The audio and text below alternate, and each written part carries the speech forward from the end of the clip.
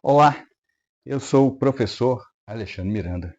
Esse é o canal em Cristo com o quadro Clareza Teológica. Hoje com o título Não foi Paulo, não foi Jesus, foi o poder. Durante séculos, repetiu-se a ideia de que a Bíblia, o cristianismo, em especial o apóstolo Paulo, seriam os grandes responsáveis pela dominação feminina, principalmente no Oriente. Minto, no Ocidente. Essa narrativa é confortável, simples, mas ela é historicamente falsa. Ela confunde texto com uso do texto, ou seja, ela confunde revelação com instrumentalização do próprio texto, por isso que o texto é confundido com o uso do texto. São duas coisas diferentes. A Idade Média não leu a mulher apenas como ser humano, leu como problema a ser administrado. O sistema ofereceu dois destinos aceitáveis. Ou a mulher casava, reproduzia, constituía família com marido, obedecia, ou virava uma virgem consagrada, enclausurada, silenciada. Entre o útero e o claustro não havia terceira via legítima, ou seja, aqui uma comparação entre a criação de um símbolo, um ícone que é a Virgem Maria e um ícone, um símbolo que é a Maria Madalena. Quem escapava desse eixo era rotulada. Existiam vários rótulos: prostituta, bruxa, herege, desordeira.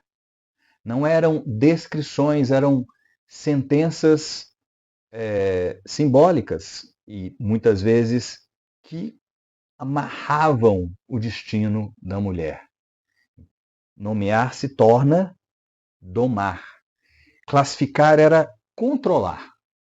E a religião forneceu a gramática, o poder, a caneta, a cultura, o couro. Então, vamos falar do eixo simbólico. Então, nós temos, na Idade Média, essa pureza absoluta com uma sexualidade redimida. Se de um lado nós temos a Virgem Maria, do outro nós temos Maria Madalena, esses são os dois símbolos criados. A partir da patrística tardia e, sobretudo, da Idade Média, essas duas figuras passam a ocupar polos opostos. Maria, mãe, virgem, silenciosa, obediente, sem desejo próprio. Já Madalena, mulher associada ao corpo, ao pecado, às lágrimas, à sexualidade convertida. O detalhe incômodo é que essa leitura ela não é bíblica, é interpretativa e é tardia.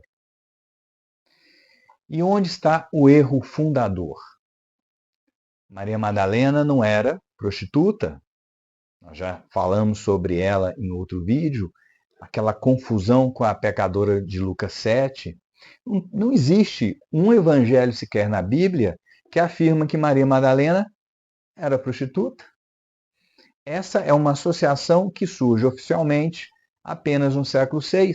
Já falei isso em outro vídeo, com o Papa Gregório Magno, ao fundir três personagens distintos, que é a mulher pecadora de Lucas 7, Maria de Betânia, que eu vou falar sobre ela daqui a pouco, que eu não falei ainda, e Maria Madalena. Essa fusão, ela não é inocente.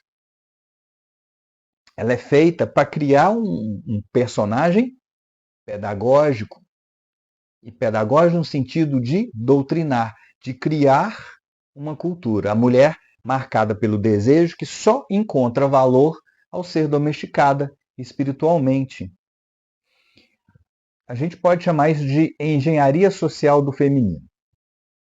E aí entra o cristianismo, mas não como o culpado, mas como vetor. Porque a partir dessa oposição constrói-se um manual simbólico de comportamento feminino. E essa estrutura, ela não vem do cristianismo, da Bíblia, da estrutura, do apóstolo Paulo, de Jesus. Ela vem do ser humano que deseja domesticar o comportamento feminino, evitar essa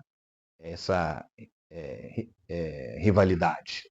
Então, Maria, que é um ideal inalcançável, mãe sem sexo, mulher sem desejo, corpo sem história. Já Madalena, redentora pela própria culpa, mulher real, mas sempre dividida, sempre devendo lágrimas, penitência, silêncio. O recado implícito, ele atravessou os séculos. Se você não pode ser Maria, aceite ser Madalena, mas arrependida. Isso gera um impacto antropológico. Essa dicotomia, ela molda a cultura. Então, ela molda a educação das mulheres, ela molda uma repressão da sexualidade feminina, ela molda a sacralização da maternidade como único destino legítimo, e ela molda a culpa como ferramenta de controle do corpo e do desejo.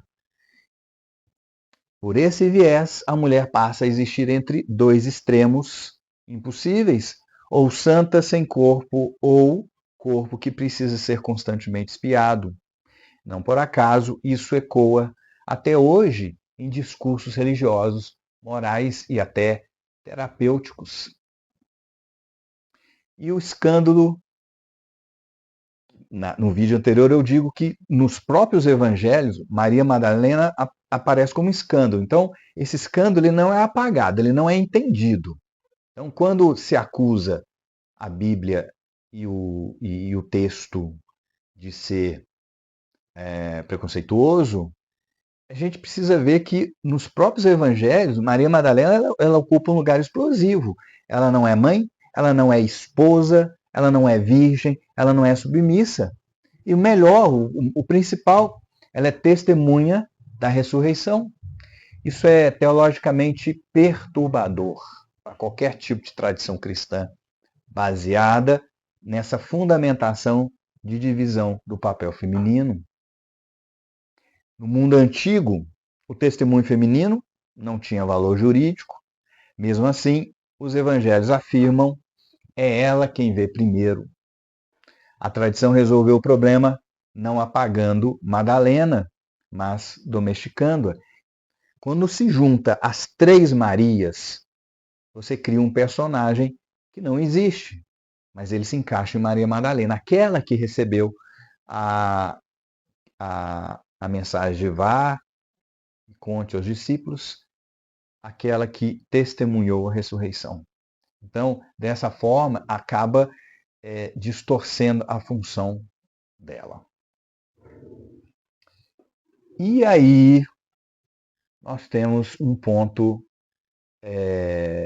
que muitos evitam. Isso não nasce no Evangelho, que essa é a questão.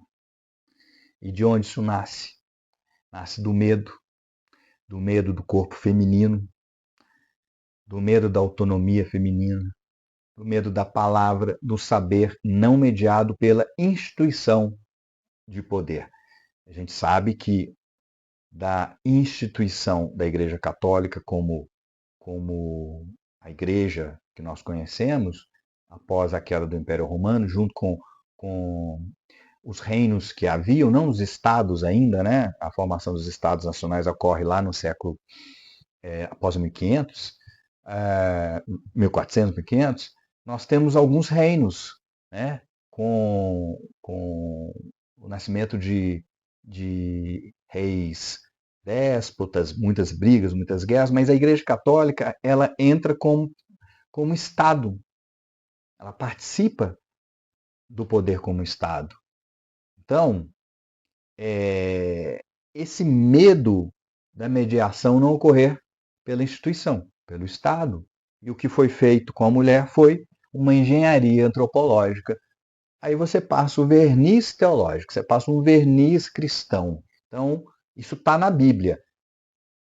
Como está na Bíblia? Você vai lá e lê na Bíblia, você não vê isso. Se você pegar, se a gente falar de história, eu estou dizendo que a mulher não tinha valor jurídico, não tinha valor nesse sentido de igualdade com o homem. Isso você vê lá na tradição, desde o do Velho Testamento. Mas quando Jesus ele começa a caminhar, a falar, a reunir seus discípulos, aí nós temos uma outra conversa.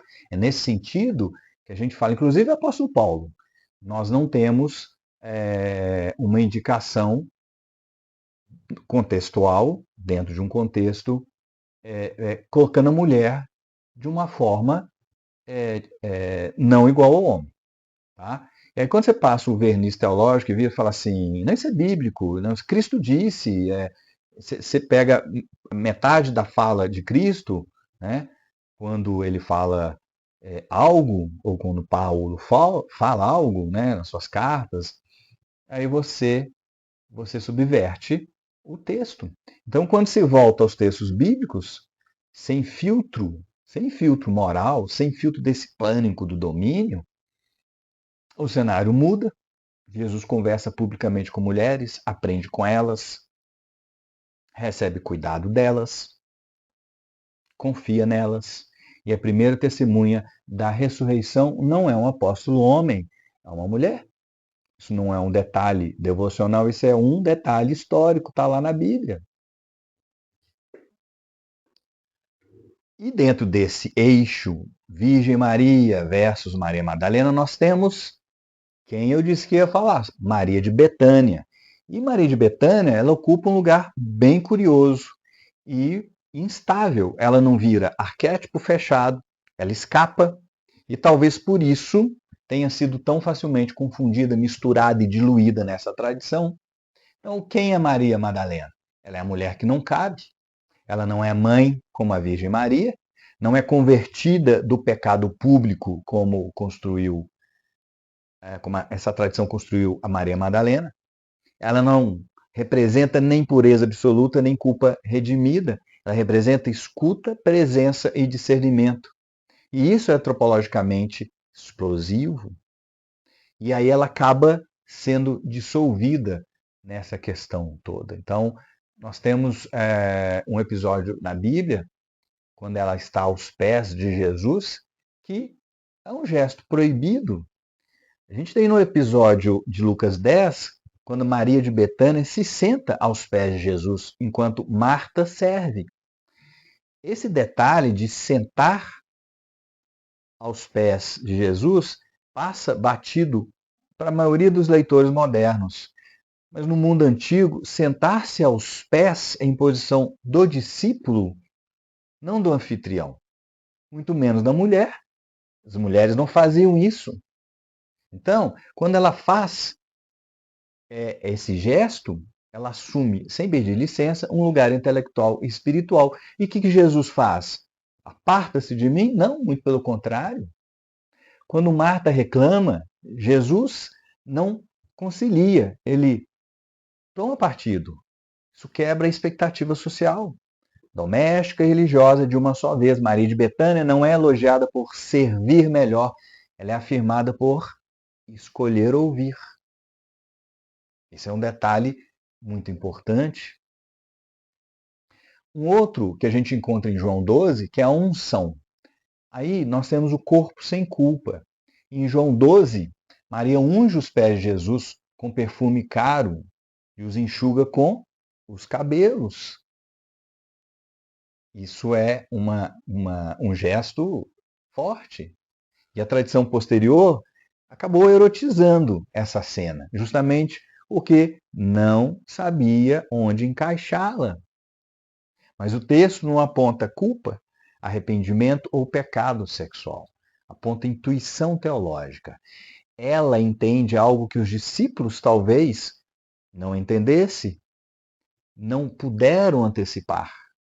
A morte está próxima. Ela antecipou isso. Enquanto eles discutem poder, lugares e expectativas messiânicas, Maria age, Maria de Betânia, silenciosamente, de forma concreta e lúcida. Ela não fala muito, mas quando age, ela age antes. Então, por que que Maria de Betânia foi engolida? Foi engolida pela tradição, justamente porque ela desmonta o eixo binário. Ela não precisa ser mãe para ter valor, não precisa ser penitente para ser aceita, não é exaltada pela submissão, nem corrigida pela culpa. Ela é uma mulher espiritualmente autônoma.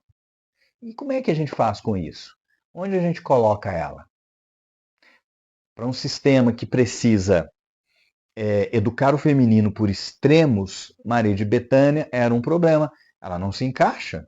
A solução foi simples: fundir, confundir, apagar as distinções. Então, nós temos a junção. Ela vira Madalena em alguns sermões, vira mulher pecadora em outros, perde sua singularidade. E aí Maria Madalena acaba virando essas três Marias. A de Lucas 7, a Maria de Betânia e a própria Maria Madalena. E aí, no eixo antropológico, ela é a rachadura. Se Maria mãe é o ideal impossível, a Madalena é a mulher sempre em dúvida. Maria de Betânia é a possibilidade concreta. Ela mostra que a mulher pode pensar teologicamente, discernir o tempo, ocupar espaço simbólico, agir sem pedir autorização, sem ser repreendida, não ser definida por função biológica, nem por culpa moral. Função biológica por ser mulher e nem culpa moral. O que ela fez de errado? Não é isso que acontece? Isso não é confortável. Para os sistemas fundados em hierarquias, mas isso é profundamente evangélico. E aí a gente tem um detalhe aqui, que no círculo de Maria de Betânia, nós temos Marta de Betânia e Lázaro de Betânia. Jesus frequenta aquela casa. Ele ensina ali, ele chora ali, ele ressuscita ali. Nós temos então Lázaro, nós temos Marta e nós temos a Maria, todos de Betânia. Betânia não é cenário doméstico, é espaço teológico. E Maria de Betânia não é coadjuvante sentimental. Ela é sinal de que antes da institucionalização da fé, havia mulheres que pensavam, percebiam e escolhiam. E quando esse eixo ele é recuperado, algo se desloca não só na leitura bíblica, mas na forma como o cristianismo lida com o feminino até hoje. E Paulo? Vamos falar de Paulo, né? Como é que Paulo entra nessa história? Paulo é acusado de misógino, ele é acusado de escrever de forma preconceituosa. Então, esse mesmo Paulo, que é acusado de misoginia, ele escreve algo que desmonta toda a hierarquia ontológica. Não há homem nem mulher, ele diz, todos são um. Então, se não há homem nem mulher, somos apenas um. Somos iguais. Isso não é apagamento de diferenças biológicas.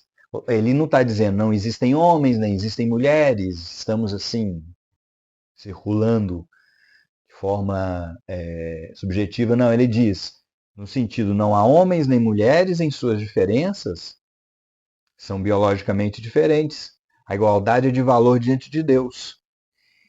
E aí, em um mundo rigidamente patriarcal, isso não era conservador, era subversivo. O que a gente tem que pensar é dessa forma. Não dá para a gente pensar em Paulo hoje como se hoje fosse a época de Paulo, e não é. Na época de Paulo, isso era subversivo. O problema nunca foi a Bíblia, o problema foi o meio ilícito. Como as palavras foram usadas para o interesse. Isso acontece não só com o cristianismo, acontece com outras religiões, outras narrativas. Hoje em dia a gente vê isso demais. A leitura interessada, o recorte seletivo, o uso do sagrado para manter estruturas de poder. Isso foi ao longo dos séculos, desde a queda do Império Romano, a ascensão da Igreja Católica, os reinos, as guerras entre os reinos, a formação dos Estados Nacionais, quando nós chegamos no Iluminismo e depois na Idade Moderna, e chegamos até hoje, mesmo com o Estado laico, ele acaba sendo usado como uma estrutura de poder. A escritura foi usada como algema, quando no texto ela é a chave para abrir a algema. Cristo é anunciado não como uma hierarquia, né? Mas ele é com dignidade. Ele restitui a dignidade de ambos. Então, aqui eu posso fazer uma provocação. E essa provocação acaba incomodando tanto religiosos quanto militantes de ideologias diversas. Talvez parte da luta feminista tenha combatido o inimigo errado ao tratar o cristianismo como bloco monolítico de opressão. Deixou de perceber que o próprio evangelho carrega um princípio profundamente perturbador para qualquer sistema de dominação. A mulher não é derivada, não é secundária, não é apêndice, ela está no mesmo nível no olhar de Cristo. E aqui eu estou falando do Novo Testamento, estou falando do Novo Mandamento, estou falando de Cristo, depois de Paulo. Então, o que percebemos é que essa engenharia social ela é de longo prazo. Ela é refinada com paciência histórica. A Idade Média não apenas herdou visões antigas sobre a mulher, aí nós temos visões anteriores, mas ela sistematizou, ela deu linguagem teológica, respaldo jurídico e força cultural suficiente para atravessar os séculos. Então, não se tratava apenas de costumes, tratava-se de destinos obrigatórios. O eixo era bem simples, só que ele é brutalmente eficiente. Ou a mulher casava, então seu corpo passava a pertencer ao marido, sua função a reprodução, sua virtude a obediência, ou ela se tornava virgem consagrada e ia lá para o mosteiro. Então seu corpo passava a pertencer à instituição e a Cristo. A instituição, a igreja, sua voz ao silêncio, sua fé à clausura. Essa opção, ela é legítima. As duas opções são legítimas. Quando a mulher tem a oportunidade de escolher ser mãe, casar, constituir família e criar seus filhos, ou ser uma virgem consagrada, ou não ser virgem e se consagrar depois, não importa, se dedicar a Cristo, à causa, isso é uma escolha justa. Não é justo quando esse caminho deixa de ser legítimo, ele é forçado, ele passa a ser um símbolo cultural de obrigação. E aí você escolhe isso ou aquilo. Quando você pode escolher isso, aquilo, e isso aqui também, aí sim eu posso escolher essa via aqui de ser a esposa de Cristo, como eu posso escolher essa via aqui de constituir uma família. Então, quando a mulher perde essa capacidade de escolha, e isso vira uma imposição social, esse é o problema. A Virgem Maria tornou-se esse símbolo máximo do destino de pureza sem desejo, maternidade sem sexo, submissão sem conflito. Não era um modelo possível, era um ideal regulador, justamente por ser inalcançável. E aí, o problema das mulheres que não cabiam, né? Então você tem outras questões aí. Onde as viúvas autônomas, as mulheres sem filhos, são místicas fora do controle institucional. Aí você tem parteiras, curandeiras, mulheres que falavam demais, mulheres que sabiam demais. Essas precisavam ser nomeadas, porque nomear também é dominar. Surge então outro vocabulário. Aí você passa a falar de prostituta, de feiticeira, de herege, de bruxa. E esses rótulos não descrevem apenas comportamentos, eles produzem medo, isolam, justificam punição e criam exemplos públicos. A mulher fora do eixo precisava ser transformada em advertência. Então a religião ela se transforma em gramática de controle. E aí você pensa que isso é genial, mas é uma genialidade sombria do sistema. Então o sistema ele fez isso parecer que não era uma violência direta, e era uma violência direta. Toda dominação é uma violência direta. Às vezes não percebida de imediato. Então, a dominação não vinha apenas pela espada, mas pelo púlpito, pelo confessionário, pelo imaginário. A mulher internaliza a vigilância. Ela aprende a se julgar antes que alguém o faça. E lá a teologia medieval, especialmente após o fortalecimento da Inquisição, oferece a moldura perfeita, o molde que a mulher deve se encaixar. Corpo feminino como porta do pecado, desejo como ameaça à ordem, silêncio como virtude. Não é coincidência que o saber feminino tradicional, ervas, partos, cuidados, tenha sido progressivamente demonizado. Conhecimento não mediado pela instituição é sempre perigoso. E se formos falar antropologicamente, isso é uma domesticação simbólica. O resultado não foi apenas repressão externa, foi formatação interna. Algo que aconteceu ao longo das gerações. A mulher aprende que seu corpo precisa ser vigiado, sua fala moderada, sua inteligência é secundária, sua autonomia suspeita. A cultura não precisa mais bater, ela educa.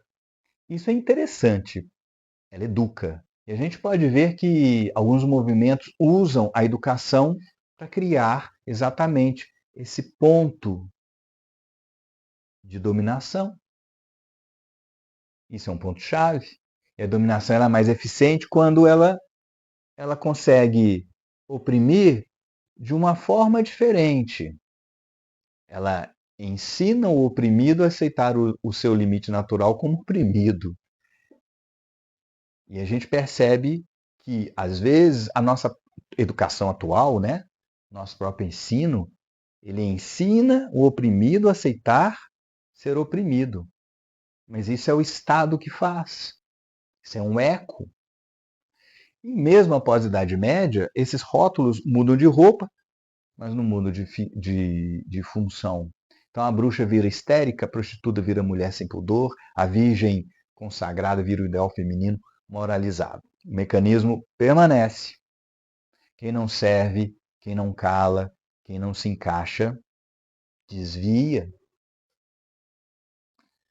O que torna essa leitura incômoda, falar dessa forma, é perceber que ela não fala apenas do passado. Ela explica porque ainda hoje, certos discursos religiosos parecem tão ansiosos em dizer às mulheres quem elas devem ser, e tão desconfortáveis quando elas escolhem pensar, decidir ou existir fora desse roteiro. Não foi apenas fé, foi antropologia aplicada ao poder, com linguagem sagrada e efeitos profundamente humanos. E isso não apaga séculos de violência, de forma alguma. Não minimiza a dor, mas desloca a responsabilidade. A culpa não é do texto, é de quem o sequestrou.